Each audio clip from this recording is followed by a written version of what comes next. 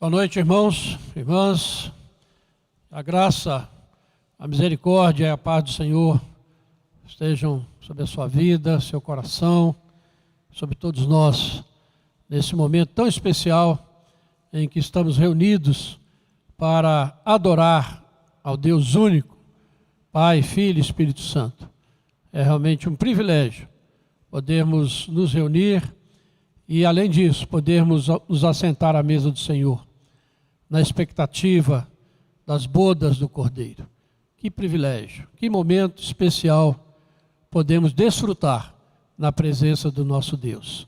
Vendo a igreja retornando aos poucos, glória a Deus por isso. Podermos experimentar a graça do Senhor. Eu convido você a abrir a sua Bíblia na Epístola de Judas. Epístola de Judas. É um livro antes do Apocalipse.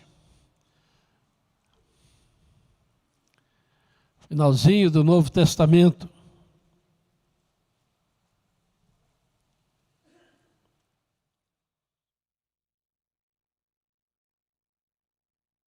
Epístola de Judas. Nós vamos ler do verso 1 ao verso 4.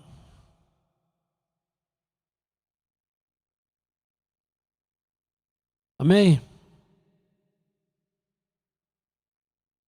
Acharam?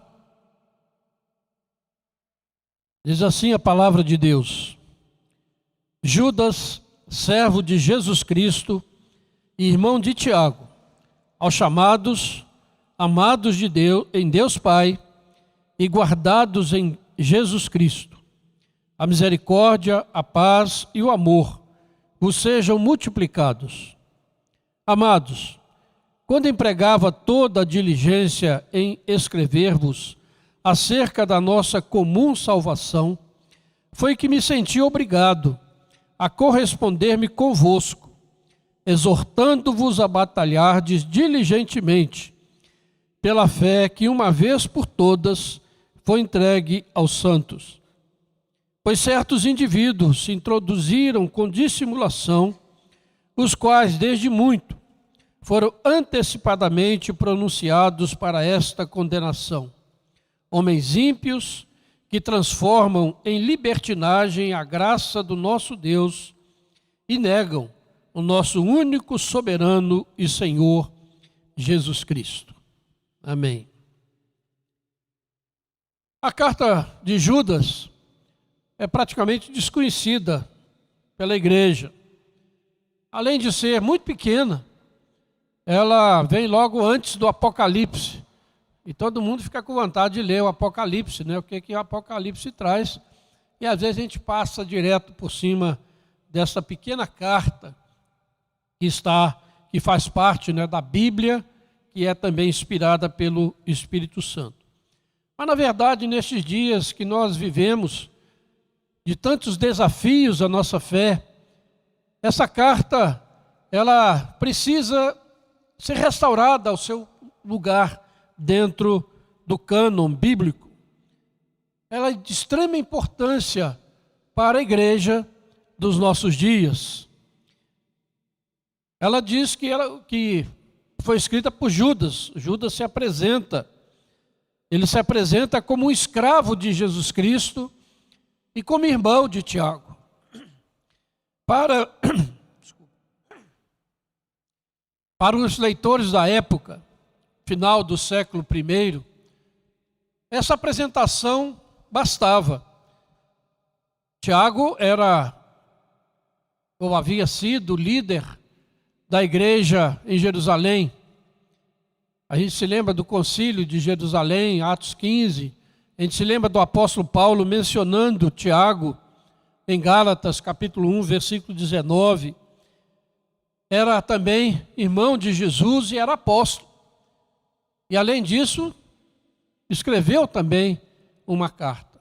Então, quando Judas se apresenta dessa maneira, ele está dizendo que tem também autoridade, que é uma pessoa que tem credibilidade para escrever aquela igreja nascente e depois toda a igreja universal. E essa carta, ela apresenta mais assuntos surpreendentes do que as demais cartas do Novo Testamento. O seu estilo é original e também pitoresco.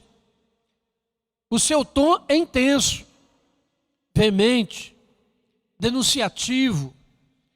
E o seu ponto de vista é claramente judaico-cristão.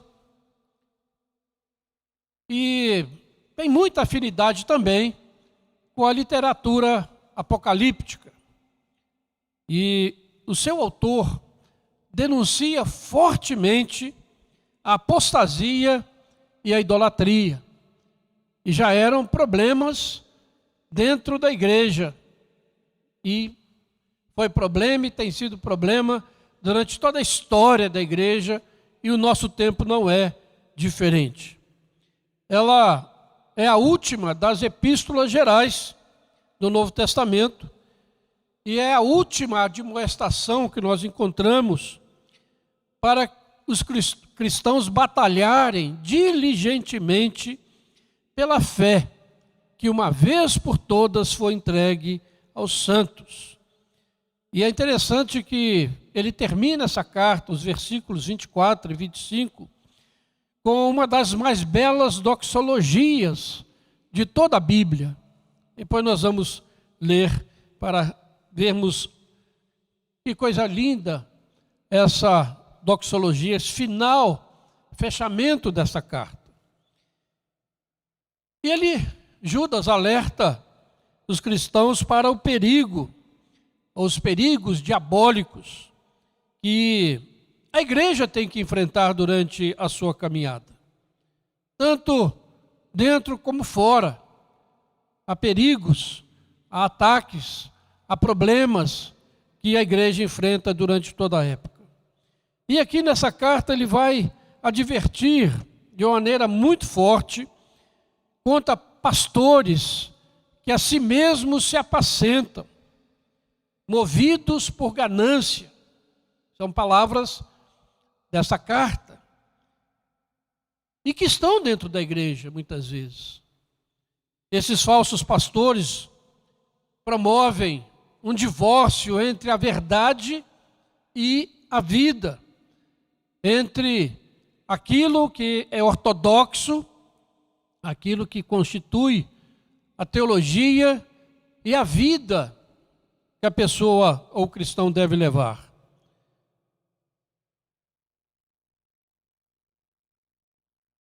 E por isso ele diz aqui que esses falsos pastores, eles transformam a graça de Deus em libertinagem. E muitas vezes as pessoas que não entendem a teologia reformada, como nós falamos da salvação unicamente pela graça de Deus e da perseverança dos santos, muitos dizem, então eu posso fazer o que eu quiser, já que eu sou salvo pela graça e eu tenho a garantia da minha salvação. É este tipo de pensamento, né? Transformar a graça, a bondade, a misericórdia de Deus num estilo de vida completamente contrário ao ensino da fé, aquilo que Deus tem passado para a sua igreja. Então ele defende aqui que a verdade e a moralidade caminham juntas. E daí você entende, porque há tanta imoralidade no nosso mundo, no nosso país, porque a verdade está sendo destruída, a verdade não está mais sendo absoluta, cada um tem a sua verdade, então cada um vai viver do jeito que quiser. E Judas vai dizer que não podemos separar a moralidade da verdade. E é interessante que ele é muito veemente e ele afirma nos versículos aqui nessa carta que o julgamento de Deus cairá sobre estes que têm corrompido a fé, que têm corrompido a moralidade da igreja. E ele, nos versículos 5 ao versículo 7, ele vai citar 3 exemplos do Antigo Testamento. O povo que saiu do Egito e que foi castigado na caminhada e não conseguiu entrar na terra prometida. Ele vai citar dos anjos que caíram e não podem mais ser restaurados. E ele vai citar o exemplo de Sodoma e Gomorra, que andaram longe da verdade do Senhor, mostrando então a importância da moralidade, da vida de santidade. E ele exorta então a igreja, ele nos exorta a enfrentar essas situações que são comuns à história da igreja. E enfrentar com a fé que nos foi dada para a gente. E essa fé aqui significa que o conjunto de verdade revelada nas Santas Escrituras, reafirmando a importância da Escritura, da Bíblia, na vida da igreja. Enfrentar com essa fé, enfrentar com oração no Espírito Santo, com uma persistente confiança na graça de Deus, no amor de Deus, com uma esperança dentro do nosso coração, uma atitude de esperança para com a misericórdia de Deus que se renova sobre a sua criação. E finalmente com o evangelismo ousado, procurando salvar alguns que têm sido enganados, que ainda estão em dúvidas. E também ele usa a expressão arrebatar do fogo aqueles que têm um comportamento totalmente contrário à palavra de Deus e que estão prejudicando a si mesmo. Então essa é a missão da igreja, dada para enfrentar essa situação. Fé, oração, confiança, esperança, evangelismo. Então esse é um panorama assim geral dessa epístola. Tão pequena, mas a gente vê que conteúdo muito forte e profundo. E depois então de fazer a sua saudação, de se apresentar quem ele era, ele diz o seguinte no versículo 3: Amados, eu queria escrever sobre a nossa salvação comum, mas parece que ele ficou chocado, ou ele meditou e olhou e descobriu então esse perigo que a igreja corria, perigo que ameaçava a saúde da igreja, ameaçava a estabilidade da igreja, a integridade da igreja.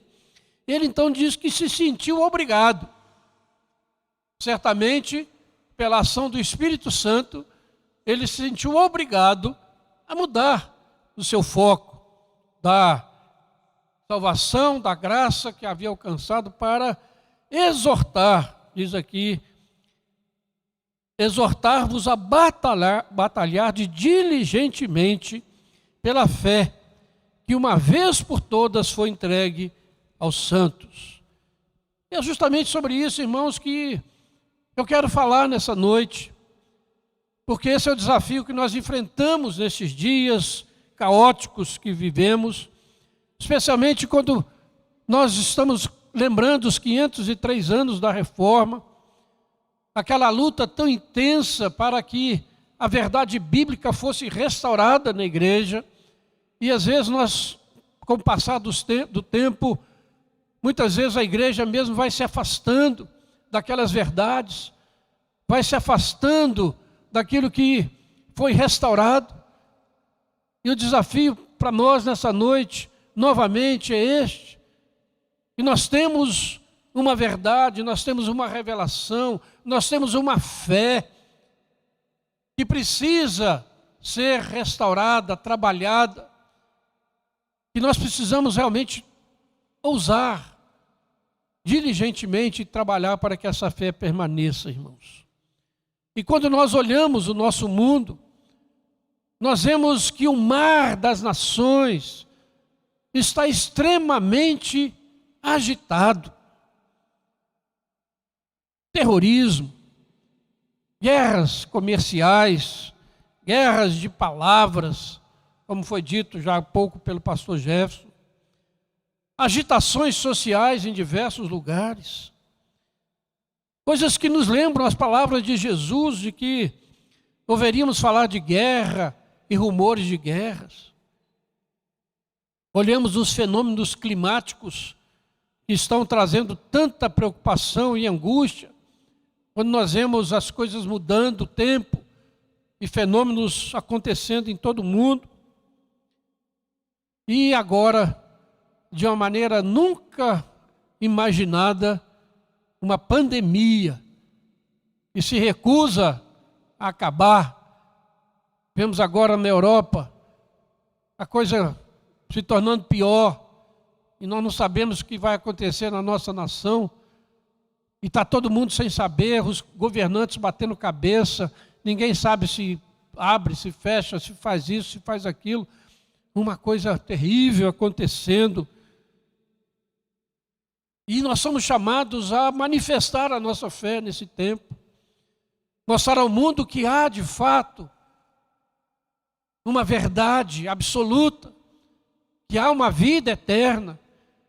Porque mesmo diante de tantas mortes, milhões de pessoas sendo atingidas por essa pandemia, e milhões morrendo, mesmo assim, Apocalipse 16, 8 e 9, reflete bem o comportamento do nosso tempo. Apocalipse 16, 8 e 9, quando fala das taças da ira, que serão derramadas sobre este mundo, fala assim: o quarto anjo derramou a sua taça sobre o sol, e foi-lhe dado queimar os homens com fogo. Com efeito, os homens se queimaram com intenso calor e blasfemaram o nome de Deus, que tem autoridade sobre estes flagelos, e nem se arrependeram para lhe darem glória. Situação muito semelhante com a que nós estamos vivendo. Milhares de pessoas morrendo, situações econômicas terríveis, mas mesmo assim esse mundo se recusa a entender que há um Deus soberano. Como diz aqui, Ele tem autoridade sobre tudo isso. E as pessoas se recusam a dar glórias a Deus. E até nós mesmos, muitas vezes, nos esquecemos disso e murmuramos, reclamamos, não entendemos o que está acontecendo, mas mesmo assim queremos dar as nossas opiniões, esquecendo de olhar para Deus, olhar para cima, de entender o que está acontecendo, para sabermos como nos situar. E quando nós olhamos, isso é olhando para o mar das nações, mas quando nós olhamos para a igreja cristã, para a cristandade, vamos dizer assim, vemos que a apostasia chegou ao seu clímax. Absurdos sendo pregados dentro das igrejas, por homens que se intitulam pastores, bispos, apóstolos e mestres e tudo mais, mas que não pregam mais a palavra de Deus, que não se apegam a esta verdade revelada, a esta fé que uma vez por todas foi entregue, e coisas terríveis estão acontecendo. E Judas descreve esses que têm transtornado a igreja no versículo 12. Ele diz dessas pessoas: estes homens são como rochas submersas em vossas festas de fraternidade, banqueteando-se juntos sem qualquer recato, pastores que a si mesmos se apacentam, nuvens sem água, impelidas pelos ventos, árvores em plena estação de frutos, destes desprovidas, duplamente mortas, desarraigadas. Esse é o panorama, irmãos, que muitas vezes nós estamos enfrentando e às vezes não atentamos para isso, achando que está tudo bem, tudo normal, tudo caminhando, mas esquecemos de parar e olhar para a palavra de Deus. Por isso, Essa exortação de Judas é muito atual e é muito urgente para a igreja. Precisamos acordar, precisamos despertar. E ele nos exorta a defender a fé que uma vez por todas foi entregue aos santos. E aqui mais uma vez nós estamos falando da sola escritura, somente a escritura é a regra de fé e prática para todos nós, enfatizando a suficiência da revelação bíblica que nos foi entregue por homens santos que falaram da parte de Deus. A Bíblia não é fruto de raciocínio humano, não é fruto de observação da situação.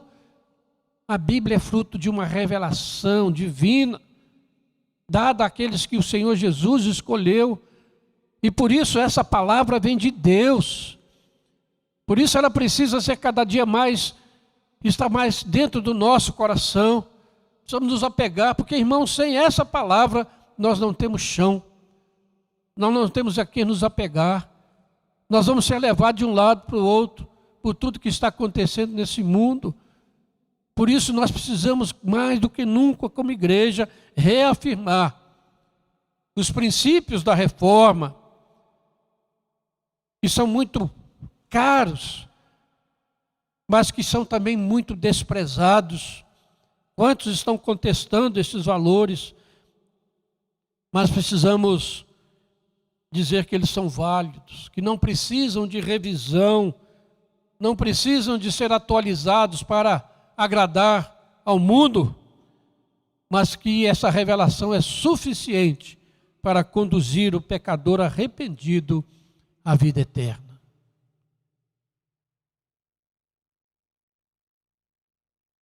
Jesus está dizendo que negar esses princípios bíblicos, esses princípios reformados, é transformar a graça de Deus em libertinagem, é violar, é validar os pecados da presente geração que ofendem grandemente a santidade de Deus. Por isso, meus amados irmãos, irmãs, igreja do Senhor, a tarefa que temos hoje, 503 anos depois da reforma, é continuar lutando diligentemente pelos seus valores que são eternos, que são imutáveis, porque estão firmados na rocha eterna que é Jesus Cristo, em sua palavra eterna, imutável. E Jesus disse que o céu e a terra vão passar, mas a sua palavra irá permanecer eternamente. É o desafio que nós temos diante de nós, irmãos. Nos apegar a essa palavra, deixar que ela molde nosso pensamento, que ela molde nosso sentimento, e não aquilo que nós estamos ouvindo aí, falando e brigando e discutindo. Quando Judas está dizendo aqui que a fé foi uma vez por todas entregue aos santos, ele está usando uma palavra aqui que também é usada por Paulo e por Pedro. Pedro diz que Jesus Cristo morreu uma vez por todas para tirar o pecado do mundo, uma vez por todas. O sacrifício de Jesus não pode ser repetido, assim como essa fé não pode ser mudada e nem trocada, porque ela nos foi dada de uma vez por todas, de modo definitivo.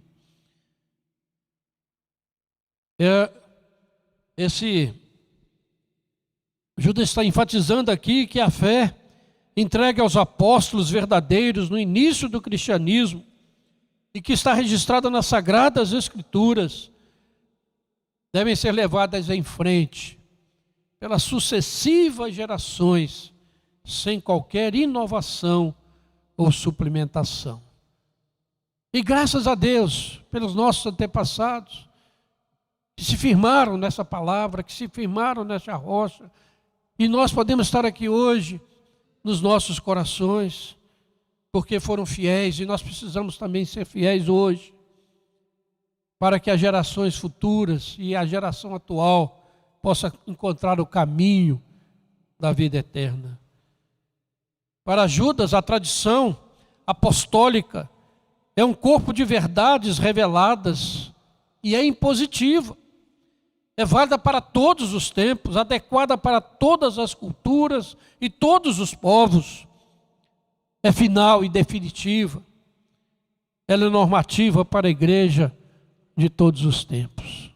Louvado seja o Senhor, porque fez registrar sua palavra de maneira imutável.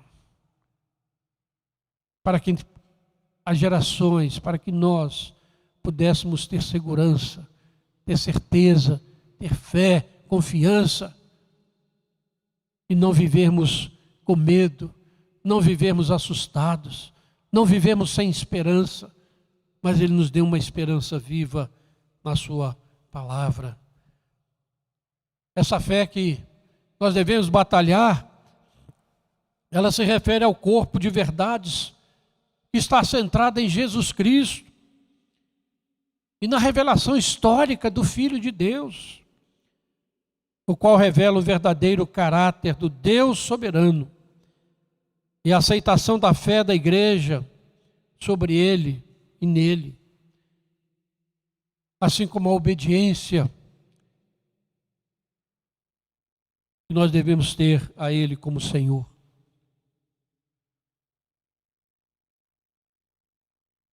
Judas, ele não se cala quando Jesus Cristo, revelado pelos apóstolos, é pervertido ou é negado. Ou quando novas interpretações menosprezam a integridade moral da igreja. Está muito em voga no nosso tempo. Ele enfatiza o fato de que o mais perigoso ataque ao cristianismo é feito de modo sutil, por pessoas que às vezes estão dentro da própria igreja. Estes auto-intitulados cristãos mais iluminados, que muitas vezes consideram o cristianismo bíblico como uma bobagem ou como coisa ofensiva à mentalidade moderna, e tentam tornar a fé cristã algo que é facilmente ajustado aos seus desejos pagãos. Mas o apóstolo Paulo vai dizer lá em 1 Coríntios, capítulo 1, que a salvação e o evangelho é loucura para os que se perdem, mas para aqueles que são salvos é o poder de Deus. Ele fala que Deus resolveu salvar o mundo pela loucura da pregação, coisas que o ser humano não consegue entender se ele não for iluminado pelo Espírito Santo. Mas uma coisa importante aqui que precisa ser enfatizada, irmãos. Judas não crê que o argumento intelectual, preste atenção, ele não crê que o argumento intelectual é a melhor defesa do Evangelho nesse tempo. Enquanto ele centra o Evangelho em Jesus Cristo e nas questões essenciais da fé, ele insiste que o melhor argumento contra um cristianismo secularizado e paganizado é a vida santa daqueles que seguem a Jesus Cristo. Não é debatendo, não é discutindo ideias, não é querendo ser superior, mas é mostrando que a sua vida é uma vida transformada, mudada, lavada no sangue de Jesus, e que aquilo que você crê é verdade, porque contra isso não haverá argumentos de uma fé vigorosa no Senhor Jesus. Ele está mostrando isso. Ele mostra que, acima de tudo isso, o cristão deve ser maduro, deve ser uma pessoa de oração, uma pessoa cheia de amor, santos, cheios de esperança, que lutam para salvar aqueles que ainda estão no pecado, enganados. Esse é o testemunho da igreja. É dessa maneira que nós vamos lutar pela fé, que uma vez por todas foi entregue, mostrando que nós realmente cremos naquilo que nós estamos pregando. Que o nosso comportamento moral, que os nossos valores são os valores bíblicos, imutáveis, e que não podem ser adaptados aos pecados do mundo em qualquer época. Mas que nós temos um padrão, que é a palavra de Deus que nos guia. E Judas é muito claro e muito enfático aí no versículo 4. Ele descreve, né, como agem estes falsos profetas, falsos pastores. Ele diz aí, se você quiser acompanhar aí no versículo 4, ele diz, olha, eles se introduzem dentro da igreja de modo dissimulado, escondidos sobre a capa de piedade, enganando a muitos crentes desavisados. Segundo, eles são pessoas pervertidas, que já estão sentenciadas há muito tempo. Terceiro, ele diz que homens ímpios, irreverentes, que transformam a graça de Deus em licença para pecar. E em quarto e último, que talvez o pior de todos, essas pessoas negam o nosso único soberano e Senhor, Jesus Cristo. E às vezes, irmãos, a gente fica pensando, será que isso é possível? É o que nós estamos vivendo. E esse último ponto ele é extremamente importante, negar o nosso único soberano e Senhor, Jesus Cristo, porque há muitos membros da igreja que talvez sem perceber, mas pelas suas atitudes, pelas suas práticas, pela sua maneira de viver, estão também negando a soberania de Jesus, negando que Jesus é o Senhor único da sua vida, negando que a Escritura Sagrada é a única regra de fé e de conduta para o ser humano. Quantos na igreja estão desapercebidos, porque conhecem doutrina, porque conhecem as verdades bíblicas, acham que podem negar, mas pela sua atitude, Jesus não é o único Senhor da sua vida. Tem outros senhores comandando a sua vida.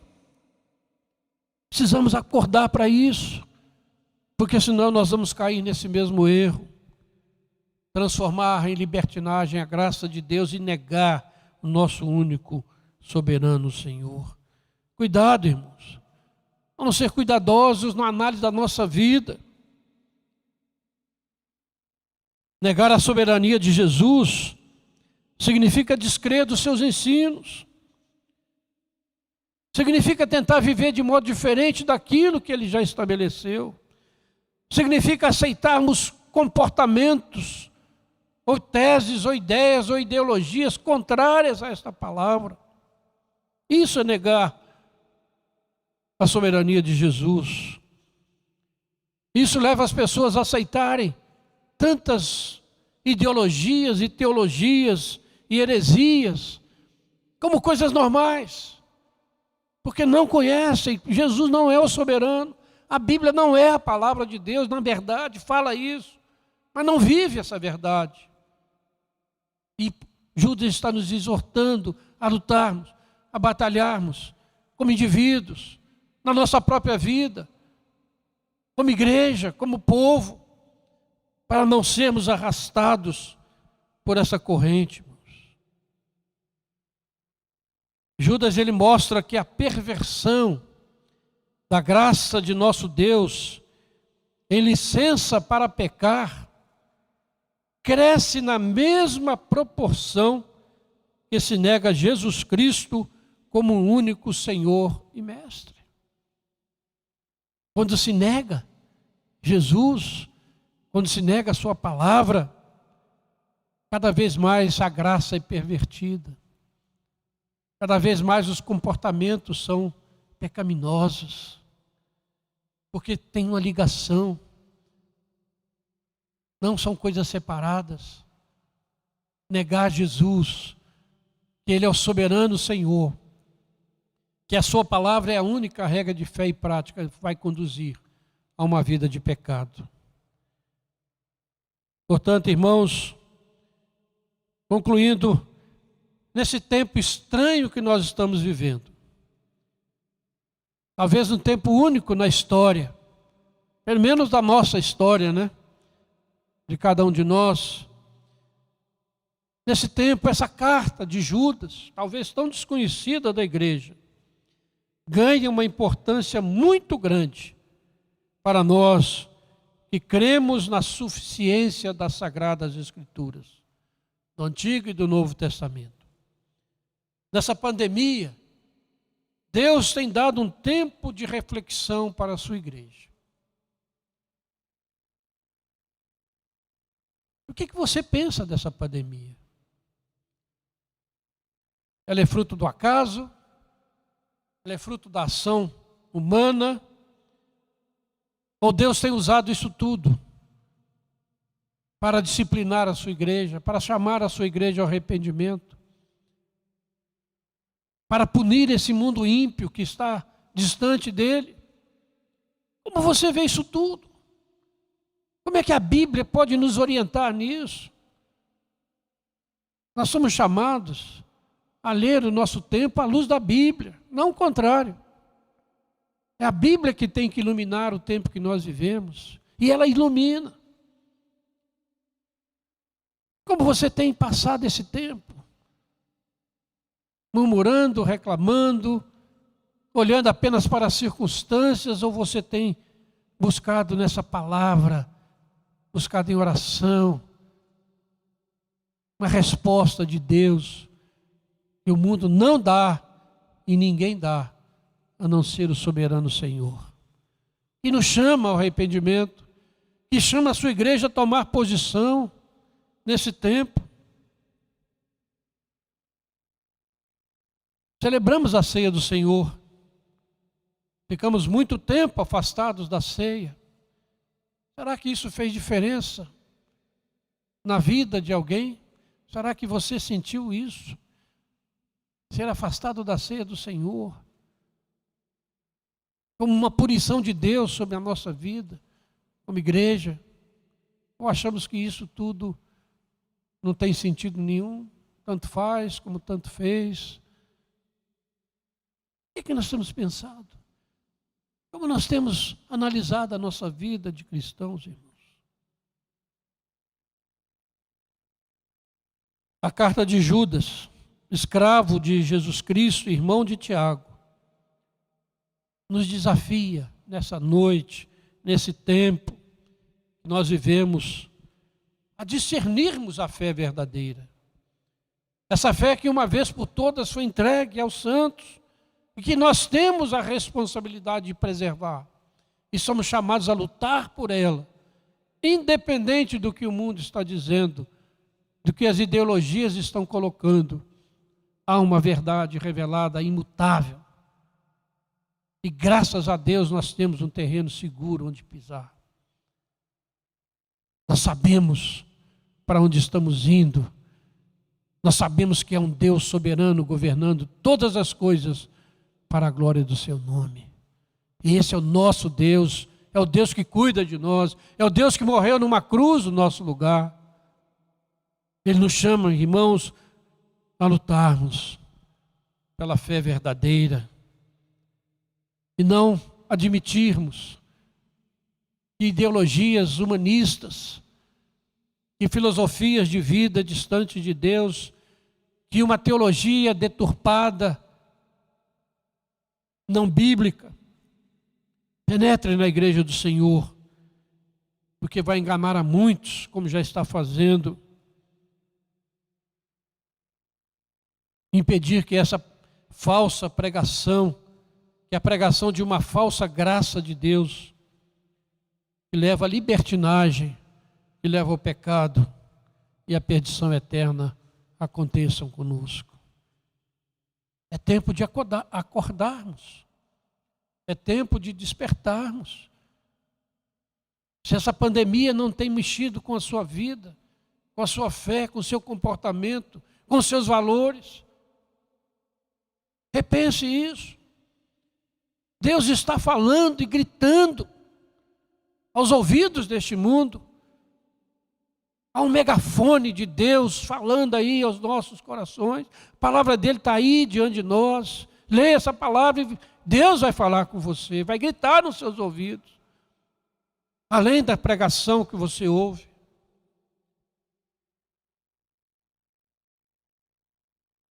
Estamos sendo tomados, irmãos, por tantas mudanças no nosso mundo político, econômico, social, coisas que jamais imaginaríamos de viver. Mas quando a gente olha para essas coisas, a gente olha para a Bíblia, você está vendo, olha como é que a Bíblia se cumpre. É impressionante. É impressionante. O mundo fica admirado olhando as coisas acontecerem. Mas há 2000 anos está revelado aqui. Aprenda a enxergar o seu tempo à luz da Bíblia. É hora de nós acordarmos e lutarmos de modo ferrenho, não nos deixando enganar, como Jesus muitas vezes nos advertiu. Nos últimos tempos, surgiriam pessoas tentando enganar e que a gente deveria estar pronto e alerta para isso. É o tempo que nós estamos vivendo. Acorde, acorde. Se essa pandemia ainda não te acordou, eu acho que ela está voltando na Europa. É porque o povo lá continua do mesmo jeito. Quem sabe possam se arrepender e voltar para o Senhor. É o nosso desejo e é o desafio da palavra de Deus. E nós precisamos entender uma coisa, irmãos, que essa batalha já foi ganha. Ganha na cruz. Ganha no túmulo vazio. Já foi ganha. E nós estamos do lado certo. Para encerrar, convido você a lermos os versículos 24 e 25.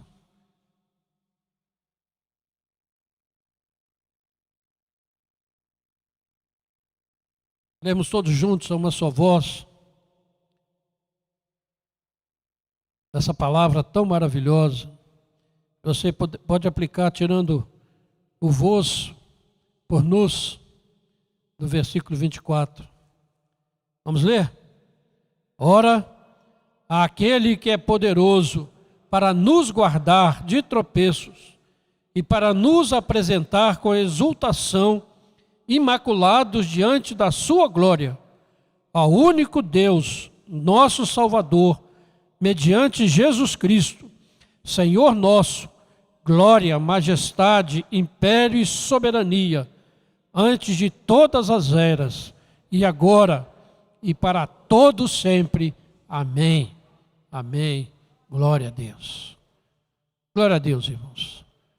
Porque nós temos este privilégio, temos este chamado, e vamos cumpri-lo com determinação, vamos cumpri-lo com alegria, porque somos privilegiados. Temos um Deus vitorioso. Vamos orar e também, cadê a música aí? Mas vamos cantar um hino logo depois. Vamos orar. Senhor Deus, muito obrigado, Pai, pela Tua palavra, porque ela é viva, ela é poderosa, ela é eficaz. E nós rogamos ao Deus que essa palavra prospere na vida de cada um que ouviu essa palavra. Porque é a palavra do Senhor, ó Pai. Ó Deus, e que essa palavra prospere na vida da Tua igreja. E que nós sejamos, ó Pai, nesse tempo de tanta luta, um povo que sabe em quem tem crido. Um povo que sabe que é amado pelo Senhor. Um povo que crê e espera na volta gloriosa de Jesus. Quando todas as coisas serão colocadas nos devidos lugares. E que nesse tempo de pandemia, de dificuldade, sejamos este povo, cheio de fé, de esperança, de amor, para proclamarmos a vitória de Jesus Cristo. Louvado seja o teu nome. Em nome de Jesus. Amém.